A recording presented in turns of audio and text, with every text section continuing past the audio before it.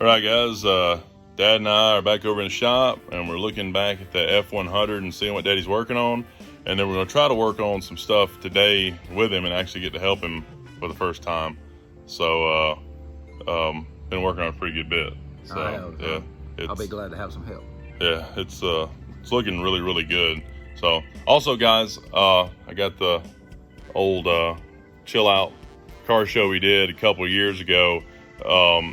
The Southern Air Cooled page and Instagram page, Facebook page, and the stickers and all that stuff.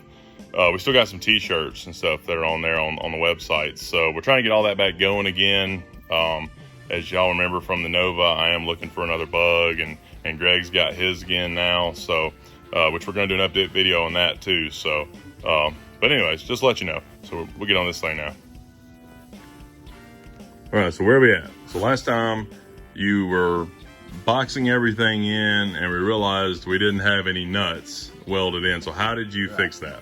The way I fixed that was we had the original holes here where the motor mounts bolted on, but since it was boxed in, I didn't have a nut down there. So what I ended up doing was drilling a hole out bigger just so the nut head would fit down in there. But I used a flange nut that had the flange on the top. Yeah, it's got a built-in washer. Yeah, it's like so I just welded the top of this around here. So you welded the edge of the flange onto the frame. Right. Okay, so you didn't go all the way in and back up. Mm-mm. You just set it in place. Right, I just set it on there and then just welded that in.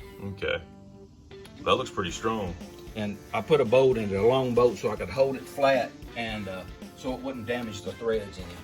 Yeah, and then last time we were thinking that this was the hole, and then we figured out that it was actually these two. I had messed up on that deal and had to rework the motor mounts a little bit because of that. Anyway, this is the driver's side that I came up with. So this is all the stock metal here, and you had to add on some pieces so it would bolt. Yeah. This so it'll bolt onto the Crown Vic front end. So you got, these are the two spots on the Crown Vic front end. This is the driver's side, so it actually bolts down just like this, and then the frame lays right across the frame lays right under here. And that looks really strong. You added a gusset in there. Yeah, because I end up having to move this hole after I put the motor and transmission back in. Something was binding just a little bit, and I found out my hole was off just a little bit. So I had to rework this, and that made me have to cut into this. Oh, I got you. Because this did come down and was making it strong. Well, I had to cut back into this. And all of these bends make it stronger. Well, so I added this gusset back to it right here. This is 1/8 inch, right? Yeah, this is only 1/8 inch, and I added 1/4 inch gusset to it. But and the bottom plate's 1/4, right? Or is it 1/8? No, it's 1/4. It is 1/4, okay. Yeah. And then this will just bolt just like this. Down onto that front end. So then the motor fits back in, because we're not changing the motor. No, if you were going with a Crown Vic front end, it would bolt right up, right? So the Crown Vic motor would bolt right to the Crown Vic front end. But since we want to keep the 302, that's what we're running into. Then I had to trim this out for the steering shaft to come through here. So that's why that's notched. Well, it looks really, really neat. And this is the passenger side that I came up with. And see, I added a gusset onto this one, 1/4 inch and 1/4 inch plate here.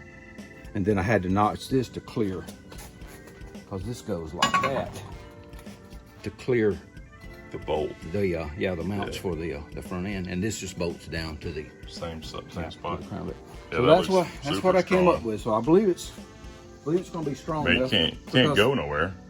I mean, because this is all. I mean, and I don't think they are, because your welds actually look really, really good. I think you're getting better and better. That looks pretty awesome right there. But even if your welds were crap, I think that because at that point, it's sitting down right on the K-member of the Crown Vic. So, I mean, it should be super strong. I mean, all that bolted together, and you can get all that painted up and everything. Exactly. So everything under here, I noticed you've done some painting on some stuff. And this is just clean it up. This is the main rust preventative paint that I got. Oh, okay. This is just to keep 415, to keep the rust from coming back. So I just painted, and I'm gonna paint a lot more with it. went ahead and hit a couple of spots on there, especially some of the stuff that's going to be in behind my cab mount, which is the next thing we're about to talk about. That's really good stuff. So that's what you've done all of these with so far? Yes, I just touched up that and this because I'm about to cover up all this stuff. I'm about to put the final cab mount on. So you've taken the cab mount off. The original one would drop down like this over here, which you'll see in the other videos. This side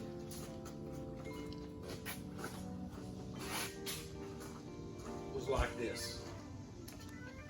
Yeah.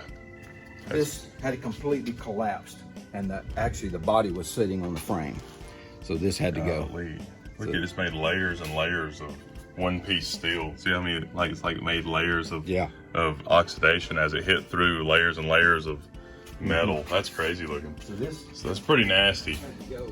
So that was the worst rust on here because the back cab corners, which is a normal spot to rust, they're good. Yeah. And they're good. And the these floorboards are not that bad, but there was a little bit spot right here. So and that's where those were all laying together. Yeah. Right. So exactly right. So this was the worst spot, and even this looks good on the frame. But yeah, I mean everything else actually was pretty good. I see where you cleaned up some more just to see if you could find any. Right. But and this thing we talked about earlier, it's not going to be a show truck. I mean, it's still going to be a rat rod. I mean, but it's going to run and drive and ride really, really good. Right. So, which is mainly what we're looking for. Is this a neat old shop truck, really? You know. So, I patched the floor.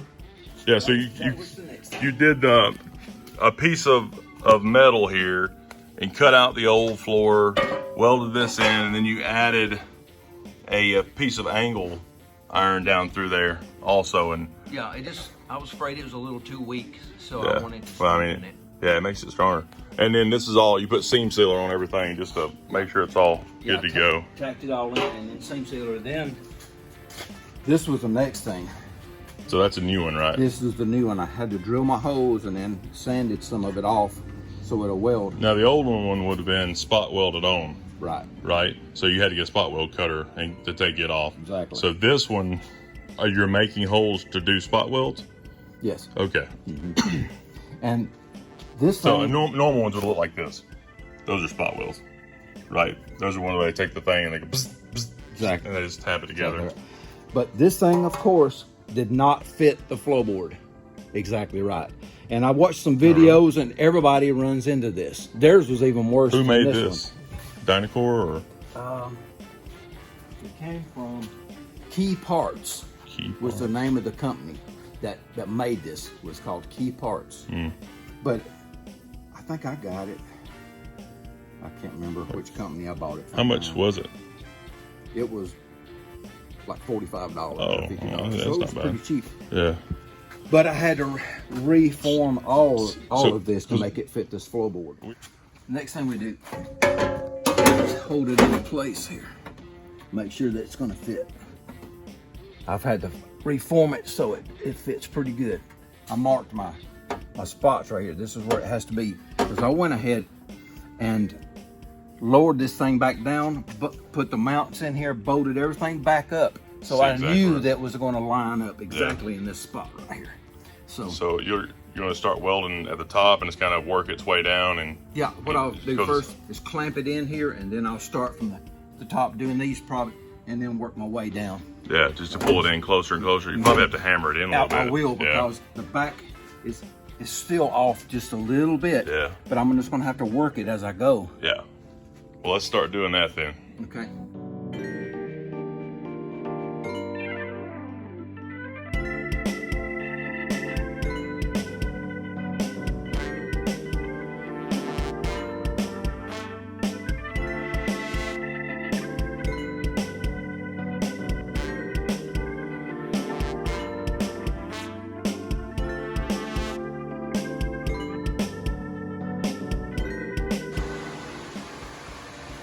All right, guys, there it is, and it looks pretty good.